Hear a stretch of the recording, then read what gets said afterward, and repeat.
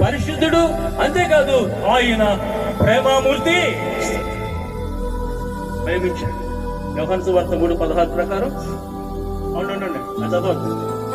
ఇదే యోహాను పత్రికలు రాశాయి కదా, మొదటి పత్రిక 3:16. యోహాను సువార్త 3:16 గుర్తుపెట్టుకున్న వాళ్ళు మొదటి యోహాను పత్రిక 3:16 గుర్తుపెట్టుకోండి.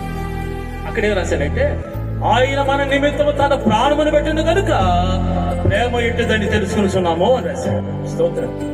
అంటే ఎంత ప్రేమించాడు నిన్ను నన్ను? మన ఏం చూశాడు ఆయన? ఏం చూసి ప్రేమించాడు? మనం ప్రేమించడానికి అర్హులమా? కాదే.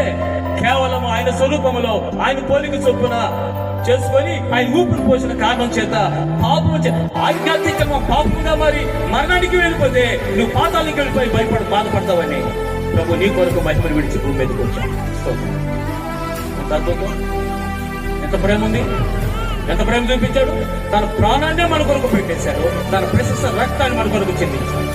యేసు ప్రేమించకుండా ఉండలేడు, మనిషి ద్వేషించకుండా ఉండలేడు. చెప్పండి చెప్పో. మీకు స్టూడెంట్స్ చెప్పినట్టు చెప్తున్నావు, యేసు ప్రేమించకుండా ఉండలేడు. నేను చెప్పినట్టు చెప్పండి, కొత్త మాట చెప్తున్నా. యేసు ప్రేమించకుండా ఉండలేడు,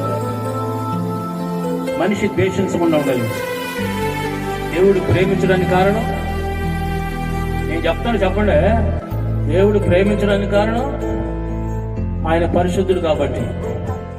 మనిషి ద్వేషించడానికి కారణం వాడు పాపి కాబట్టి. సో పాపి జీవితంలో ప్రేమ కంటే ద్వేషం ఎక్కువ ఉంటుంది. ఎందుకంటే పాపం యొక్క అవలక్షణం. కానీ యేసులో ఎందుకు అంత ప్రేమ ఉంది? ఎందుకు క్షమాపణ ఉంది? ఎందుకు మనం ప్రేమిస్తున్నాడు? ఎందుకు క్షమిస్తున్నాడు? ఎందుకు మనకి విజ్ఞాపన చేస్తున్నాడు? ఎందుకు మనకు చనిపోయింది? ఆ కారణం ఏంటంటే ఆయన పరిశుద్ధుడు, ప్రేమస్తుడు.